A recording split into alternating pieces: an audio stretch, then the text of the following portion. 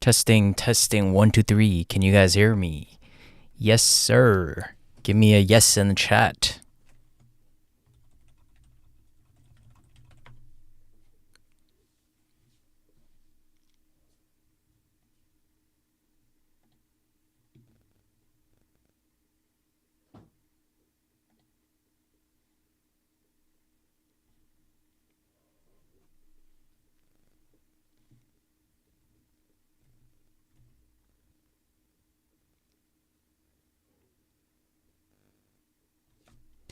Perfecto, perfecto.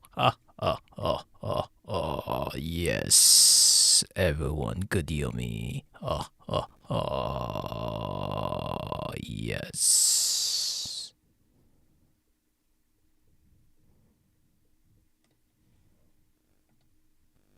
Perfecto, perfecto. Everyone could hear me. What is this? What is this little king thingy, this little crown?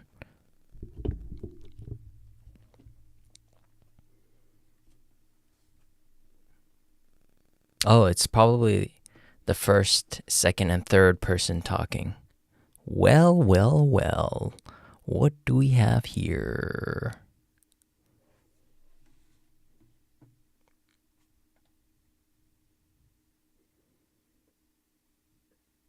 That's kind of cool. All right, ladies and gentlemen, hit that like button. Subscribe to the channel if you haven't already. Do it, and then we get that live stream up and running ASAP. A to the S to the A to the P.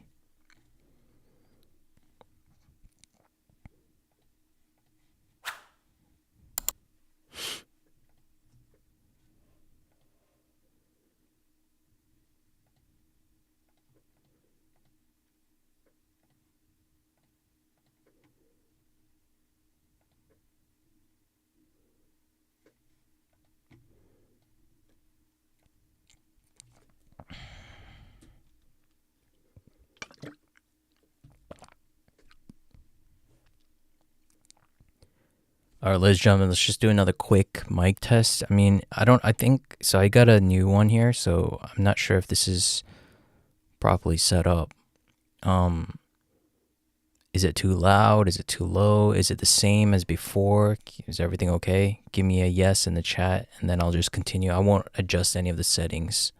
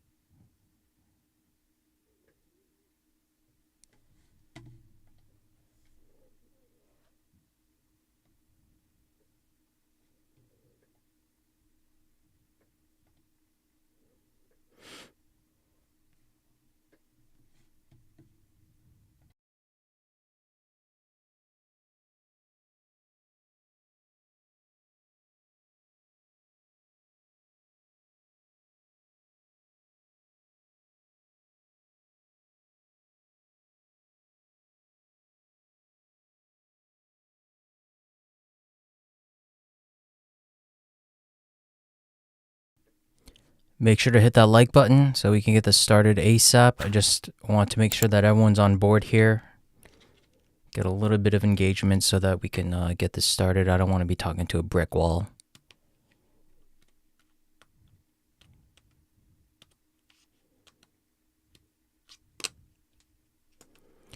Hit that like button, ladies and gentlemen. Got 30 more to go.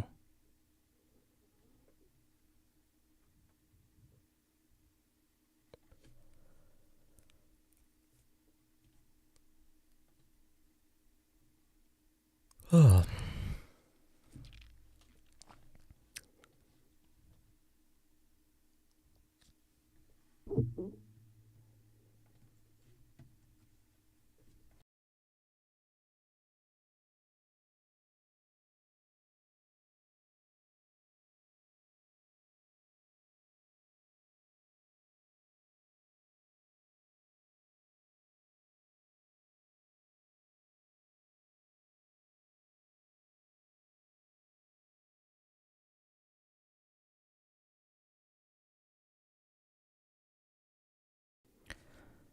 Welcome, welcome. How's everyone doing? How's everyone doing on this lovely, lovely Sunday? Sunday. You know, Sundays are like the best and also the worst day of the week. You know why? Because it's a rest day, but then you know Monday is right around the corner. And it's either you gotta go to work or you gotta do errands or something. Mondays are the worst. Sundays are the worst too. In fact, I think it's worse than Monday if I had to choose. And then Wednesday is like a wave 3. It's like the peak. And then Thursday is like a wave 4.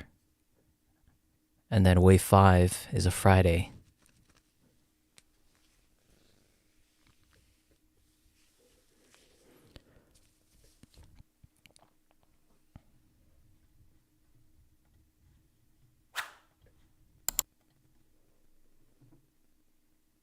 We'll get this started real soon, ladies and gentlemen.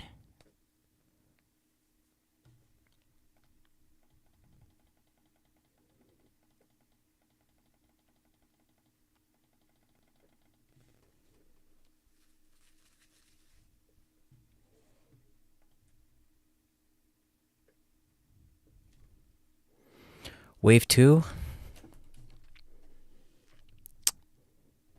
Saturday, man, because it's correcting. You're correcting the Friday wave 5, right? The peak.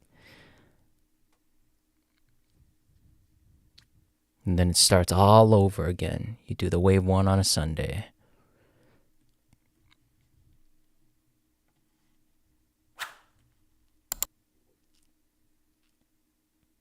Four more likes to go and we'll get this started.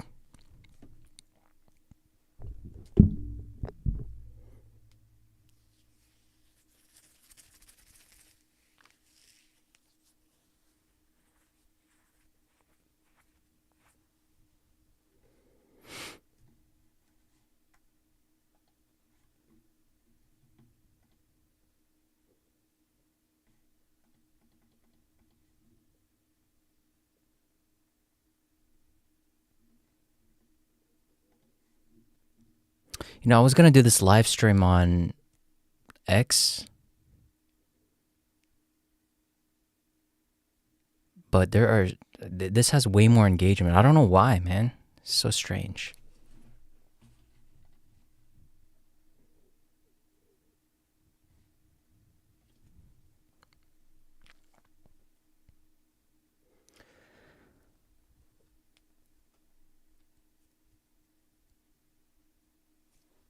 All right, let's get this started.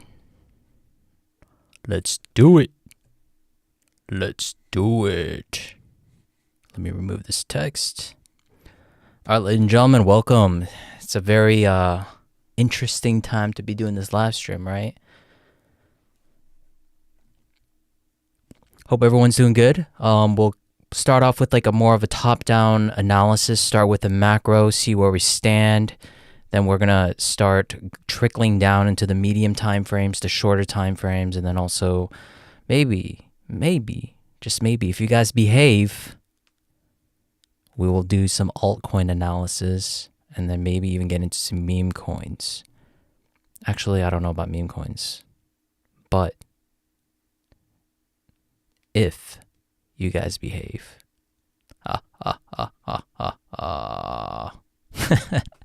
All right, let's do it. All right, ladies and gentlemen, welcome. So we're going to start with the top-down analysis on Bitcoin, see where we stand. Nothing has changed. I mean, we've been talking about this whole larger five-way move to the upside. We've been, pretty much stuck with this overall bias of moving to the upside. We're just still working within what I believe is just the beginning of this extension here, which is a wave 3 to the upside, and then we should get some kind of sideways wave 4 and then conclude this bull market around the $200,000 to the $300,000 levels for Bitcoin.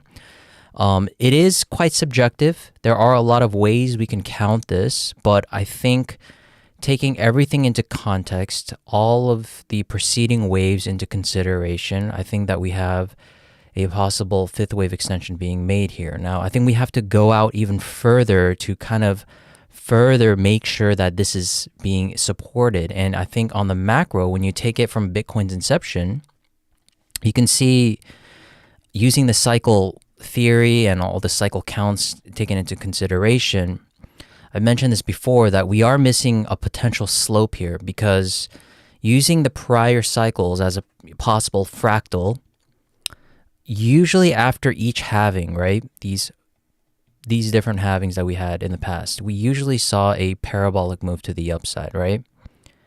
And the wave counts here can also objectively give us some kind of standing when it comes to the different degrees of these higher degrees. And right now, this is the missing parabolic slope that we have for this current cycle. So taking everything into consideration with all of the micro time frame counts out of the way, the biggest missing piece here is that we're missing a larger move to the upside, just due to the fact that every single cycle, now again, past moves doesn't really reflect what's going to be happening in the current price action, but it definitely can rhyme. And I think that's the key point here, ladies and gentlemen, right? We want to be making sure that we use it in the right context and also within reason, that we are working in some kind of similar behavior of what we saw in the past.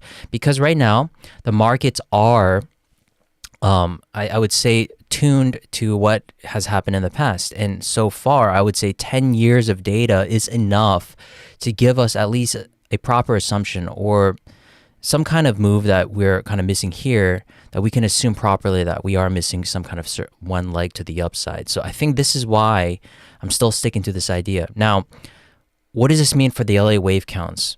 Well, the only thing that's different with this current cycle is that we were ahead of schedule for this wave 3. Usually after each halving that has happened, we saw a wave 3 happen with each respective degree. And then we saw it complete with the 345, 345, and a 345. But in this case, very different, because we were ahead of schedule for this wave 3. Now, people are going to argue, okay, we already achieved this parabolic slope and we're just going to go to the downside. I would have been on that same camp if Bitcoin didn't create this all-time high. All the bears had every single chance to make sure to bring the price down, but we didn't get to be able to do that. So that's the most important thing that we have to get out of this. Right now, just due to the fact that we've been creating all-time highs and we're now distributing around these regions, there's no real clear count that could be bringing us to the downside immediately. So that still brings us into that same narrative that we're missing this overall parabolic slope. Now, in order to achieve that, we need to achieve that with this current count, which is a possible fifth wave extension to the upside. That is the only way I believe we can do it. And right now, everything is being set up. This is why we have to zoom into this perspective here to understand what is going to be happening, okay? So this is the overall count for the overall macro count. So let's get back into the normal Bitcoin count on the shorter time frames.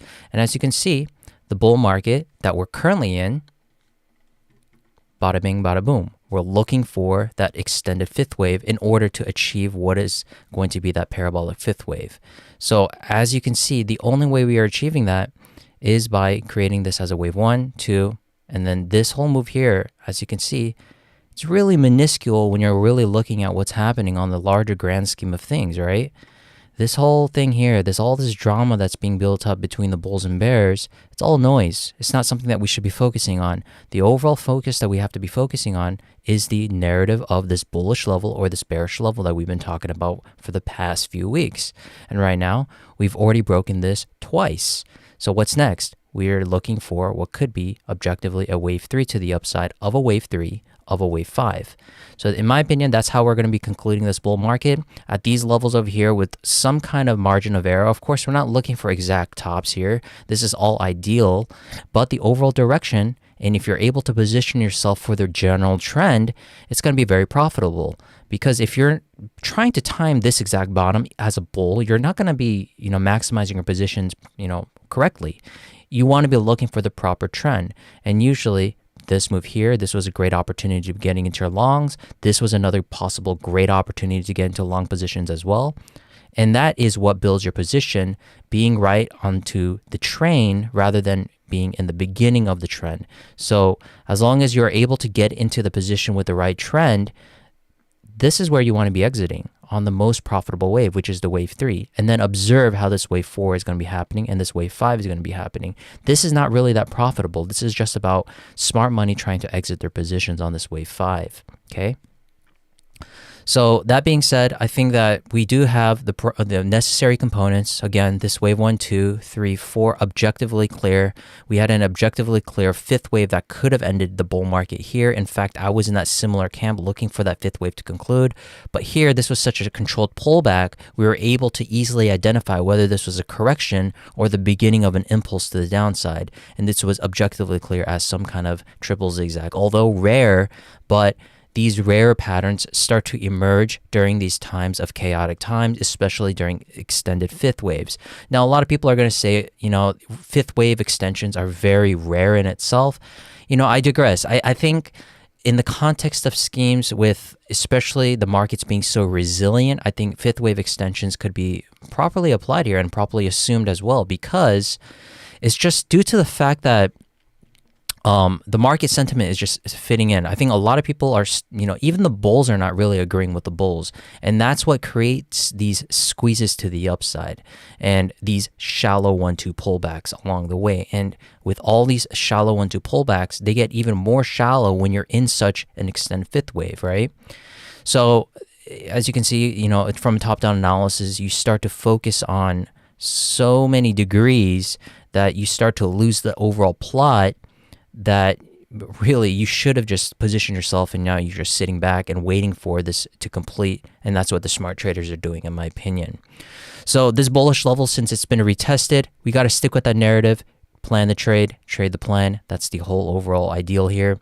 And right now, I think that we're still working for a larger move to the upside, and all the moves that we're observing on the short time frames is all just noise. So with that being said, again, clear 5-wave move up, in my opinion. Another WXY to the downside for this wave 2. I think a lot of bulls and bears are just fighting in between on how this correction could be completed or not. Maybe some people are looking for another move to the downside. That doesn't change the context of things, right? This wave 2, since we've gotten such a strong move off the lows off of $76,000, another corrective pullback, if it were to happen, which I believe is a lower probability at this stage, I still do think that we're just going to go straight up. It doesn't change the grand scheme of things. Even with another corrective wave 2 pullback, to complete this as a possible wave 2, as an A, B, C, it's all the same thing, ladies and gentlemen. We're still at a very minimum expectation, or a very small minimum expectation of a Fibonacci pullback. This 23.6%, 38.2%. I don't even think we're going to be retesting the golden Fibonacci level. And that's what I keep on emphasizing, is that these wave 2s, they get more shallow near the conclusion of a bull market. And that being said, I do think that this bull market is going to end around these levels. I trust me. The whole thing is making sure that we exit as smart traders, smart investors, smart money, right? What are they doing? They exit on the liquidity of the dumb money. The people that were skeptical over here are going to be entering at these levels over here. The bears right now, as you can see, even Elliotticians, even Elliott wave analysts who don't agree with me are continuing to call for pullbacks, which is absolutely fine, but they're missing the overall grand scheme of things. When you zoom out, this here is just a blimp within a galaxy. It's really not much of a pullback if you look at it, because all of the work has already been done, and a lot of these smart traders are being positioned where all the leverage traders are now currently cleaning up the mess, right? So if we do get a larger pullback, I wouldn't even worry at that stage. Even we have so much cushioning with these Fibonacci levels, and we haven't even retested the 38.2% level. So any type of pullback, if it were to happen, don't worry. I think that we're still looking for higher levels regardless. That being said, I think that we won't even breach these levels over here around $98,000. I think that was a possible bottom. We've already swapped bias as we were looking for a corrective pullback anyways. We got that move finished, and I think the move off the lows being an impulse, we have to complete this overall narrative of making sure we stick to the invalidation and validation levels. And right now, $98,000 is that first level of invalidation for any bearish scenario to emerge. And at that stage, already that bearish scenario would be concluding, and we should be ending that correction around 38.2%. So in my opinion, I'm kind of in between all the bulls and bears. I don't agree with even the bulls ending the whole bull market around the $120,000 to the $130,000 levels. A lot of bulls, even mega bulls, are seeing those levels being complete. I don't agree with people going, that sees it going up to $500,000 or $1 million per Bitcoin. I stand right in the middle, and that has usually worked out best for me with each cycle, as we did over here. You guys know my Tesla positions. You guys know all of my NVIDIA positions and where I sold, where I bought, and everything. And we sold the exact tops over there as well. So that being said, in hindsight, everything, it doesn't really matter who's going to be right or wrong. We're just trying to be all on the same picture, making sure we profit from these waves as best as we can, get out earlier than anticipated, because it doesn't really matter about what top you're going to get. You want to be maximizing and taking the most risk at these levels, as opposed to getting at these levels over here where dumb money is going to be entering the markets. So that being said, let's talk about how this wave 1-2 is being created. If we zoom in, you can see it's starting to get a lot more complex here, ladies and gentlemen, right? So if we zoom in onto the 4-hour time frame, we can see where we stand. So as you can see here, we talked about this being a triple zigzag, where this is a wave 1-2 being complete. And now we had this as an impulse, as a 1, extended wave 1, 2, 3, 4, and then 5. And a lot of people are also going to disagree with this, but I also gave a case study and my evidence-based approach on this, on why I do think that wave 1 was extended. Because if you go back to the actual 2023 bull market that actually sparked that whole move to the upside, is that we saw this being an extended wave 1 right here. Same exact play. 1, 2, 3, 4, and then 5. Okay? This is how it played out in my opinion. And then you can see, if we're going to kind of mirror that same behavior that we had back in that bull run that sparked it, this whole move up, where a lot of bulls even got left out, you can see that the shallow pullback over here, so using the bottom to the top, we only retraced down to the 0.382%, I believe, or the 236%. Yeah, we didn't even reach that 38.2%, right? So same idea here, in my opinion. I think that these shallow types of pullbacks is being similarly applied here, where you only went for a shallow pullback here down to in between the 23.6 and the 38.2%. And even if you're able to witness this on the grand scheme of things that actually started this whole bull run, look at that. We only retraced down to the 23.6 and the 38.2%. This is literally a carbon copy in terms of the actual retracement depth. So that is a use case study that is very important that a lot of people are missing, because if we're able to see it on the macro, it's very possible that we can be seeing it on the micro timeframes as well. In fact, these are higher probable scenarios on the micro timeframes that these shallow pullbacks are actually anticipated. So same idea here, even on the more micro time frames, where I'm expecting a 1-2 pullback to even play out on the shorter time frames. I do expect this to play out with the possible 1-2 as a flat idea, or maybe a higher fifth wave, where we put this fifth wave over here, wave 3, wave 4, and then we get a wave 1-2 pullback. But the same idea persists, that we see a 23.6 or 38.2% acting as support. So this all here in the grand scheme of things also fitting into that larger idea. So if you're able to now do it from a top-down analysis, are you able to do it from a bottom-up analysis? Yes. As you can see, it's all fitting like a puzzle, right? We have this as a wave 1-2. Is this fitting into what could be an extended wave 3? Sure, because if you put it out into the more larger time frames, this is what we're looking for. 1-2, right? If we connect it with the medium time frames, look at that. It's meeting very nicely with what we're looking for in terms of the overall uptrend that we're looking for this wave 3. So that's that. I think there is a bearish scenario that a lot of people are possibly interested in, and the only real way that I would possibly see a bearish correction is this. But I even posted this earlier today, that I gave a little warning to the bears. If we break this previous high at $108,000, you're pretty much out of options. And the reason why is because this is a very rare ABC running flat, a 335 sequence here, that this is, it's already low in probability in my opinion. If you're extending this wave C, you're now kind of forcing everything, and not only that, you've exhausted the whole expanded flat idea, because at that point it's already breaching the all-time high. So yeah, if there's no expanded flat possibility with no room for that, you're basically playing with fire at this point, thinking that this is the actual completed correction as a running flat. In fact, I don't like this idea, in my opinion. I don't think I shouldn't even shared it, but I already did share it, but it looks like it's already being invalidated to a certain extent.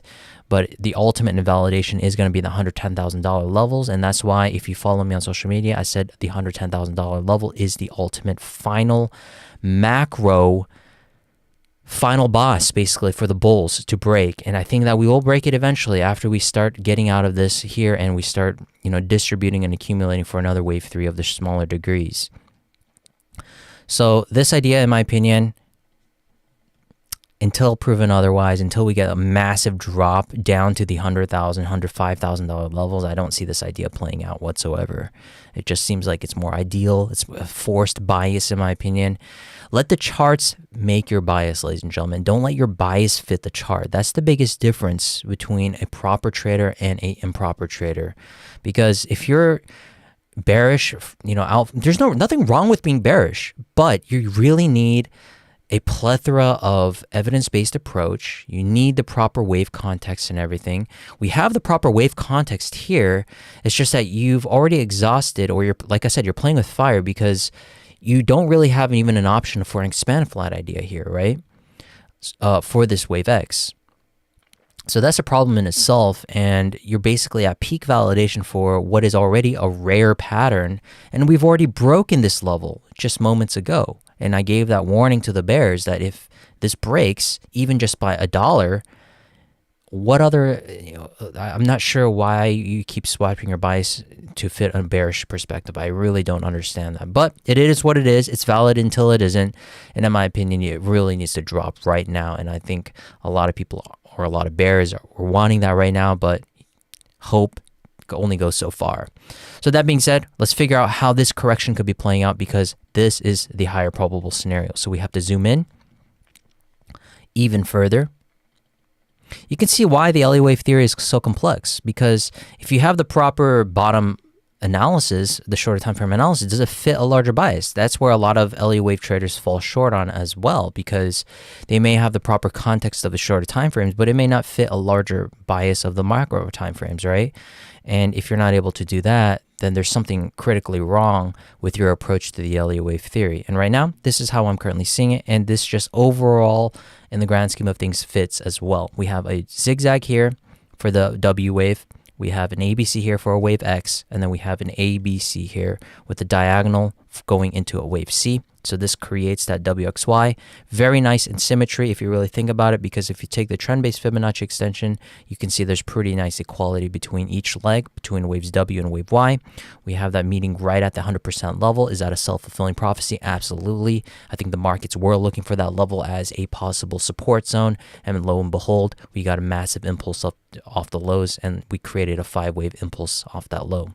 So that being said, after this 5-wave move has completed, what's next? Well, if we have a completed 5-wave move here where we're assuming, we may be working on a possible flat idea. And I already posted this just moments ago on my social media, thinking that this may be some kind of sideways accumulation before we move to the upside. So how is this going to fit into the more macro perspective? Like I said, as you can see, all of these lines here, it's all just fitting into the right picture. And this right here should be actually adjusted here, but we'll see how this plays out.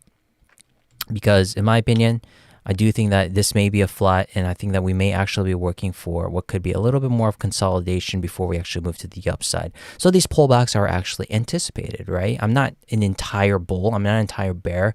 I just show you guys what I believe is going to be happening. And right now, I do believe that there's going to be some kind of pullback, whether it's going to be as a 1-2 flat, or we do have the possibility of extending this wave 1 and saying that the wave 2 will come at a little bit of a later stage, and just say that this may be a 5th wave already in play. And we put the wave 3 here, we had another triple zigzag for this wave 4.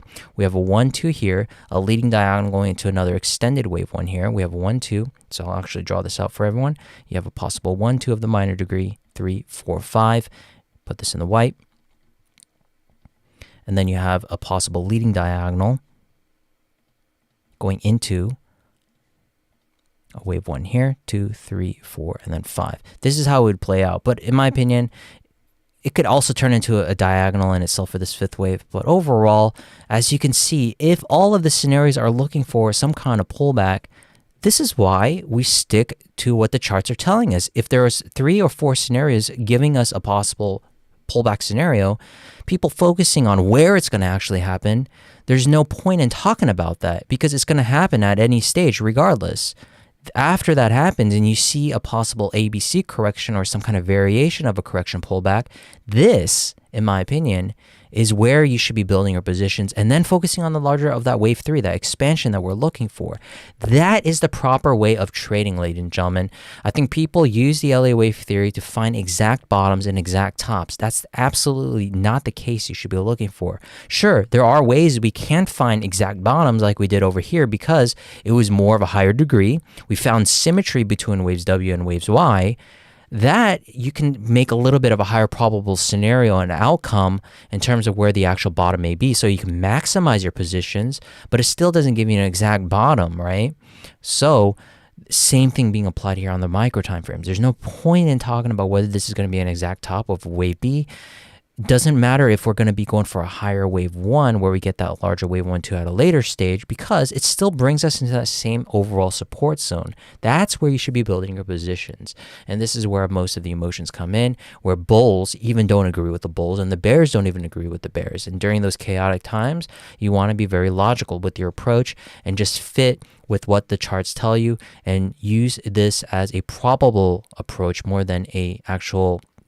Because the whole thing behind this, ladies and gentlemen, is that the LA wave theory doesn't give certainties. It gives you probabilities. And the overall probability right now is that we're looking for a 1-2 pullback on the micro time frames. But again, if you were to tell me like what is the medium time frames, it's still mega bullish, right? So you can see you can be a bear on the medium time frames, you can be a mega bull on the larger time frames, and it just goes back and forth with each other. So that's what I'm saying. Again, to summarize everything, ladies and gentlemen, to go back into what I'm talking about here from a top-down and bottom-up analysis, everything is starting to fit, and that's why we can safely assume that this fifth wave extension is coming into play. And if you look at the actual theory, ladies and gentlemen, if you look at the actual literature, fifth wave extensions are actually quite common within the commodity markets, and it's quite safe to assume if you're a general market investor that you're treating Bitcoin as a commodity as well, and that's where you will see these fifth wave extensions happen, especially with gold as well. That's also observing a fifth wave extension. And don't even let me go into gold, because there is also evidence-based approach with gold as well. There's a 100-day lead with gold, where if gold actually goes for a pump, Bitcoin usually lags behind gold, and right now it looks like gold is actually going for a pullback that may suggest some kind of capital rotation happening, and that's why I think that we may see this as a perfect window of opportunity for gold, or for Bitcoin, to actually follow that pump that gold has also observed. So many good things. Are there any other evidence-based approach? Sure, look at the dollar.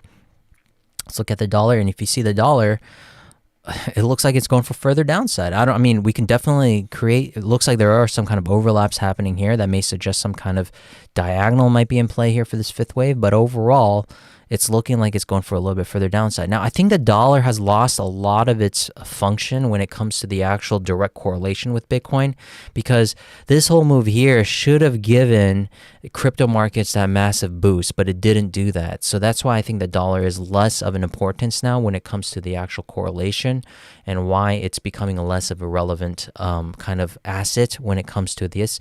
Because I do think that the dollar is going to go for a bounce, but that will be the ultimate test for the bulls when it comes to, you know, traditional finance, stock markets, that is, and also for the crypto markets. Because why are we assuming that if the dollar is going to bounce here, why are we all of a sudden assuming that this is going to have a bad effect on the crypto markets, when you could have said the same thing over here when we actually saw a massive drawdown on the dollar, people leaving the dollar essentially, that should have pumped the Bitcoin market, but it didn't. So that is the difference between making sure that you use the proper context of these different assets. Right now, dollar, it doesn't really have any relevance when it comes to the correlation for the crypto markets. So even if we do see a bounce here, I really want to see how it follows up with the crypto markets for sure, but I don't think it'll have any relevance. That's just my prediction, because of the fact that this move here didn't really have any effect on the crypto markets. In fact, I think we've already ironed out most of the issues.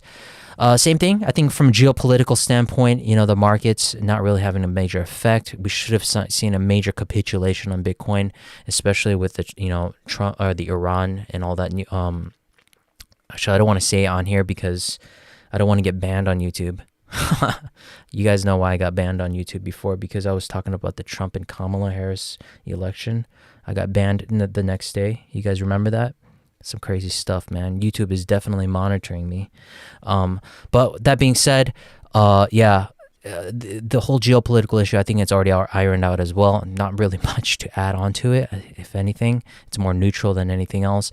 So again, we're at a perfect window of opportunity here, ladies and gentlemen, for a continuation for Bitcoin's current move. Now, what does this mean for the altcoin markets? Let's take a look at XRP, because XRP is one of the most interesting coins here, because I've talked about it in my previous video, if you haven't watched it, that we're still trading near all-time highs, as the trends is also in a downtrend. That's a very interesting observation to make, because if we've already resetted the mean data value for the actual trend, where it actually hit the maximum 100-point value, and now it's trading back to the mean value, we're still trading around all-time highs. So I think that's a very clear sign that people are not ready to trade off or sell off their XRP. So this is a very good sign, in my opinion. I think that, we may be creating still what could be the same idea that we're working for a mega move to the upside. I think XRP, my targets for this cycle personally is around the $20 to $30 levels. That's more conservative in the middle of what a lot of people are seeing.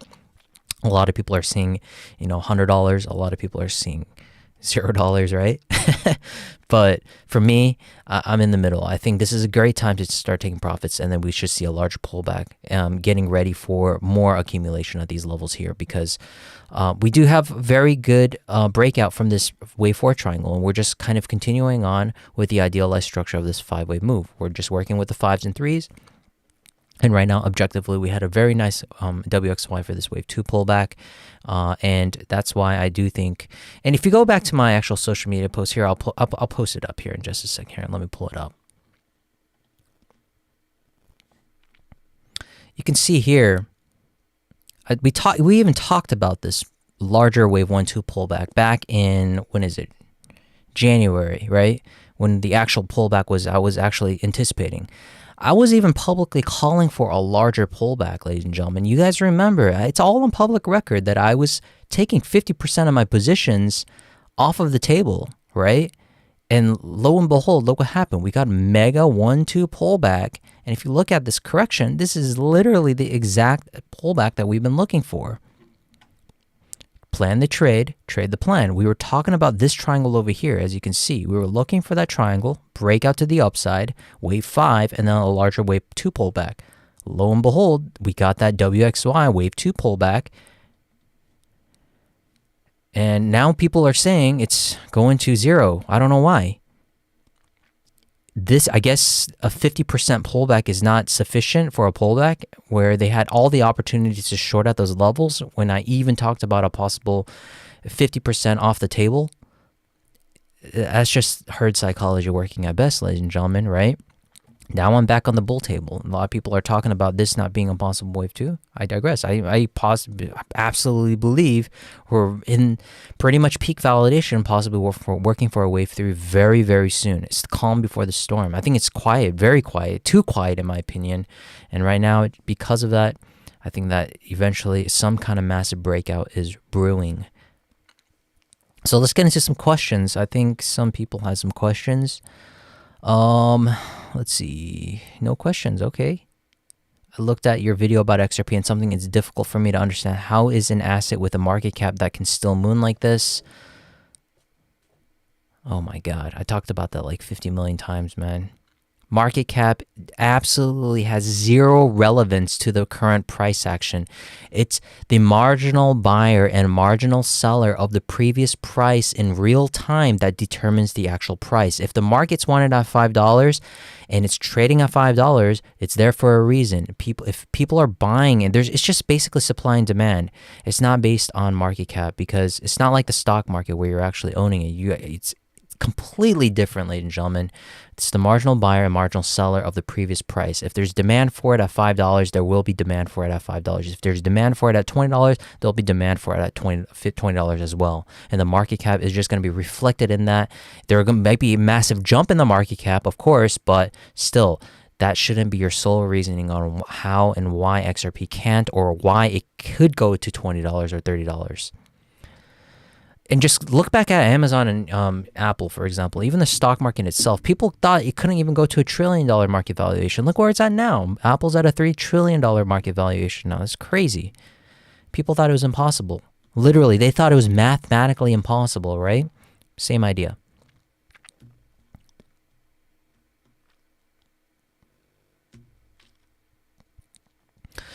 Would love for you to expand your thoughts on LTC, and thank you for your insights. Sure, we'll go into Litecoin. I think Litecoin is also an interesting coin because it is in a very, very large triangle that could be mirroring what could be the same as XRP just before it actually broke out. The only thing that it lacks here, and that's what the major con is for Litecoin, it's liquidity. And that's what actually counts and helps for price to move up. If there's no liquidity, it's going to be very difficult for price to move up. XRP has all of the liquidity, right? So that's why XRP is just that much stronger when it comes to the further continuation. But with that being said, in terms of the real setup, we do have the proper context here because, again, starting from 2018, multi-year higher lows. I'm not sure what's bearish about this. If you have multi-year higher lows, even if you're very not versed in the Elliott wave theory and you just have a very simple overview of the technical analysis, higher lows is bullish, ladies and gentlemen, especially if you have it on the macro, on the daily and the weekly time frame. And we have multi-year higher lows being created, let alone a contracting triangle being built here, all in a series of threes. And that, in my opinion, means that smart money is accumulating for LTC. They're just waiting for the liquidity to pour in, and that's why this larger breakout, in my opinion, is ready to happen. Same thing for Bitcoin Cash, right? Because if we look at Bitcoin Cash, it's already looking to break out, right? Same idea here. The wave E is just truncated, which means that it didn't come down in a retested trend line, which is not, which doesn't need to. It can actually just get truncated, meaning that we only hit the 50% of the actual apex. It could still move up from here. Same idea, and we're already retesting this. We're retesting it 2 times, right? So that's a huge sign that we're also ready for a breakout for Bitcoin Cash as well, including 2,600 plus days of accumulation with another multi-year higher low being created here, right? Nothing bearish about this whatsoever. This is going to be crazy, in my opinion. Crypto is in a perfect position for a massive breakout. And ladies and gentlemen, you know me, when I become a bear, when I become a bull, trust me, when I'm a bear, I don't listen to anyone. When I'm a bear, I follow my own ideas. And look what happened, for Tesla, for all of these other, when it comes to even traditional finance. We saw a 70% drawdown when I was a bear. People thought, right after the stock split, when it hit 1,200, no one believed me. No one believed me, man. Some crazy stuff. It's all on public record as well. When this actually happened, it's like a 78% drawdown.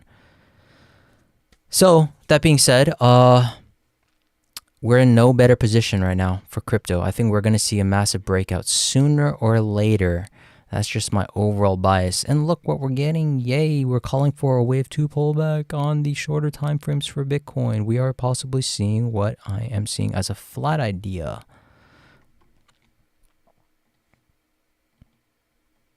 Looks like we're getting that.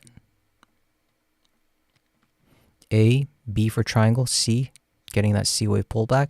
Ladies and gentlemen, this is going to be your ultimate opportunity, in my opinion, to get into Bitcoin, maybe around the $105,000, $104,000, depending on how far this extends down. Now that if we're assuming this is a possible top, this level right here, around $105,000 levels, should be aligning with the normal Fibonacci of the 236 and the 382 Fibonacci level. Let's see.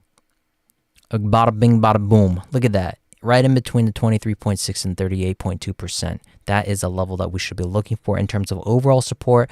And again, we still have some validation, some room to go for higher levels. Like I said, wave 1 can still end up at these levels over here.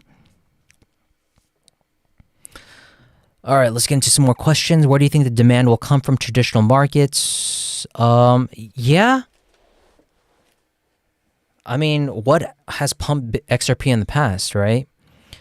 I've talked about it. The Korean markets is already a huge part of the equation. 20% of the actual market capitalization actually comes, for XRP that is, comes from South Korea alone. And we're talking not just leverage traders, we're talking people that actually own XRP, right?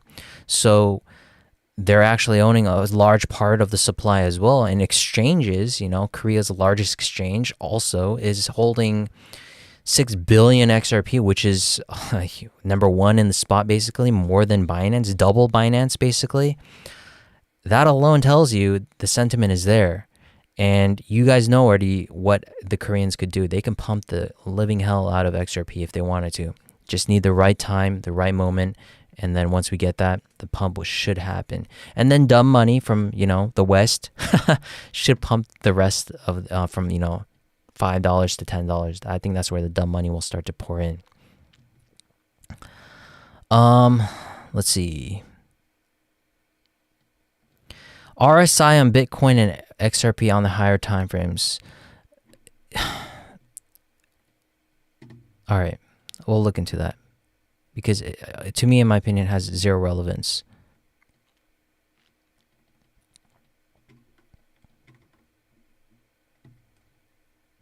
There is no divergence here. I mean, other than this possible divergence, but this is the peak top and it's already over here. This was the divergence that you could have been talking about, right? The divergence has been creating here, these triple divergences here as well. Maybe there was a divergence here, and that's what led to that whole bear market, right?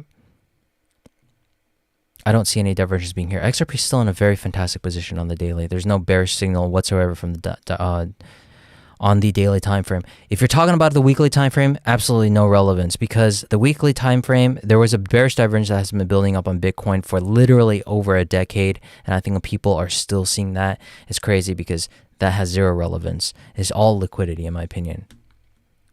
And there's a 14-day time span that people usually use for Bitcoin or the RSI divergence. That's the actual what do you call that? The default settings, which is the 14 level, right? 14 days. So yeah, no point in talking about the weekly time frame of the RSI divergence. Let's see. Waiting. Diagonal 3 is the shortest wave on XRP, man. Is it okay? Okay, so you want to talk about the rules and guidelines. Okay, so if you talk about the rules and guidelines for XRP, and I know what exactly you're probably talking about.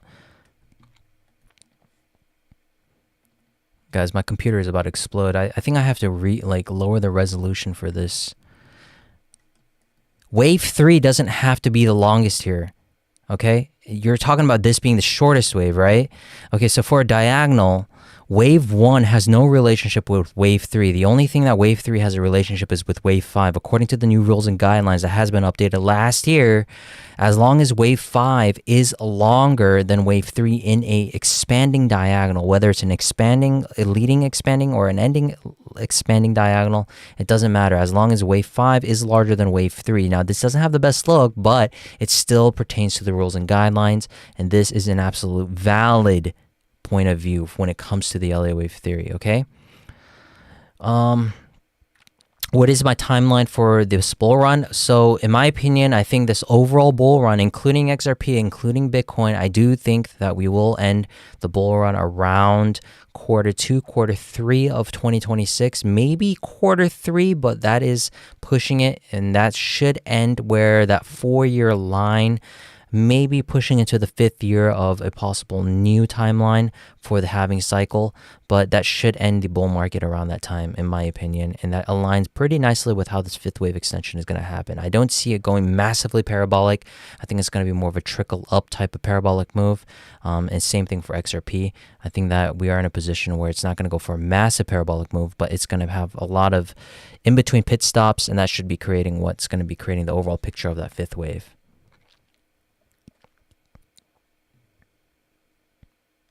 How can the market pump in July? There's no volume.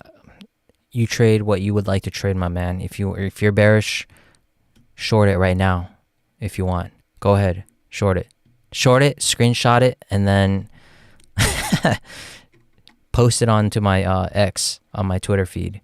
And then if I'm wrong, I will bow down on my knees and say sorry. Chinese markets look good, even though NEO looks good for long term. It behaves weak for the short term. What do you think about it? I'm not going to talk about Chinese stocks right now. I think a lot of people are more interested in the crypto markets. But right now, ladies and gentlemen, as you can see, everything is aligning. The stars are aligning. You can see wave 1, 2, objectively clear. Wave 1, 2, in the context of things, even though you may not see this as an leading expanding diagonal, it is absolutely valid. In fact, if I wanted to make this valid and say that this was a clean 5-wave move up, I did take the time to see if there is a way to count it. And the only real way is to say that this is a wave 1, this is a wave 2, this is a wave 3, this is a wave 4, and then this is now in a ending diagonal as some kind of move like this. Like this. This would be your actual way to actually validate this as a 1, 2, 3, 4, and then an ending diagonal as a wave 5. But you can see there's there's nothing wrong with this one as well. But in my opinion, a leading expanding diagonal fits better.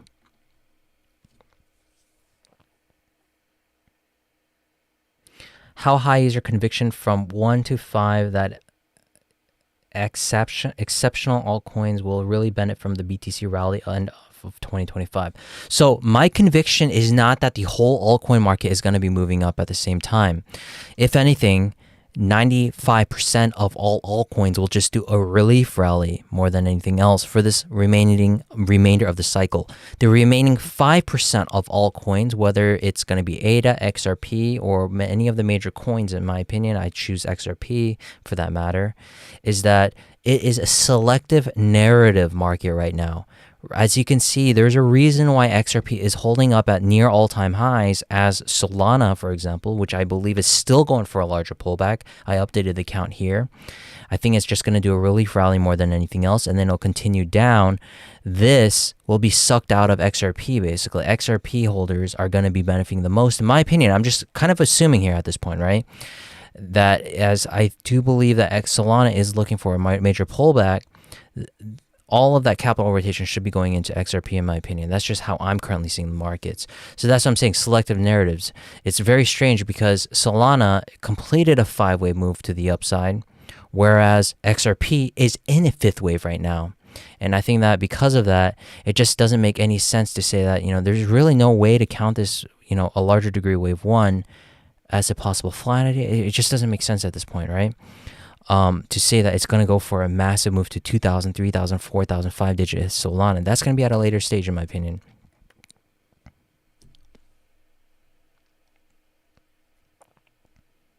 Yeah, so I did mention that when I will be taking the next profit on my XRP positions, which will be at $4, I'll be taking 25% of my positions at around $4, and then the rest of the 25% is going to be a moon bag, basically at $25 to $30.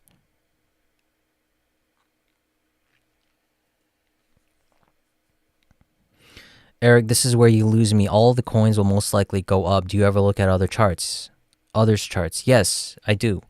Everything does look like it's going to go up. But like I said, it's not every coin that can go up. We just got to follow what the wave counts are telling us. Maybe a wave 2 is here, but is it logically going to fit into a possible move of a massive move to the upside? Just doesn't make sense, right? If you say that this is a wave 1, 2, 3, 4, 5, and this is just either a massive continuation, I just don't see it, in my opinion. It just doesn't logically fit. This is why I stick to the idea this has to be a minor degree at this point, right?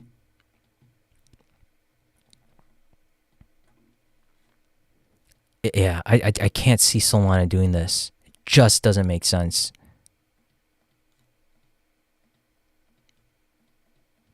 This would be like the ultimate bullish scenario for Solana. I just don't see this happening. It doesn't make sense to see a Solana going up to 5 digits. It looks pretty good from a, LE wave standpoint if you really want it to fit into your bias. But you can see this is where I disagree with the mega bulls at the same time, right? And you can see this is why I have the clarification of the shorter, medium, and larger time frames of different assets that gives us a better picture. This is why I think Solana was that first mover advantage. they had all the advantage of this bull market. In fact, we have to thank the Solana holders in the Solana ecosystem because they're the ones that actually sparked this whole bull market, in my opinion. Solana was one of the first to move. In fact, before Bitcoin actually went for a massive move to the upside, right? So because of the, meme coin ecosystem back in the, 2023 into 2024, that's what we actually have to thank the meme coins because they are the one that actually sparked the interest for crypto holders mostly, right? That's what brought a lot of people back into crypto. There was no reason. We didn't have a real new paradigm at that time for crypto, right? And meme coins is what sparked the Bitcoin bull run, in my opinion, as well. It re-sparked the interest. So that being said, because Solana was a first mover advantage, it's also a first mover advantage to go for a possible first correction. And this is where my thesis falls into play. And we're getting that pretty nicely right now. It's not moving up as much as we expected. So this whole move down impulsively, right, broke this previous support. So that in itself is already giving me a telltale sign that this is an impulse to the down. So we're just moving correctively and move down. I could be completely wrong, and I'm actually hoping to be wrong. If it does move up, fantastic. That's going to be great for even giving more strength to the crypto markets in general. But there's no way for me to be wrong in this case because if it does even go for a corrective pullback, everything else, in my opinion, it still fits into that bias and the thesis that there's just no liquidity within Solana, and that's why my XRP thesis fits better into this overall scenario where liquidity and capital rotation is just going to be fitted towards that remainder of that 5% that I was talking about, XRP, ADA, or even Dogecoin, for example, which in my opinion is the last remaining surviving meme coin of this current cycle that actually has a chance of going up.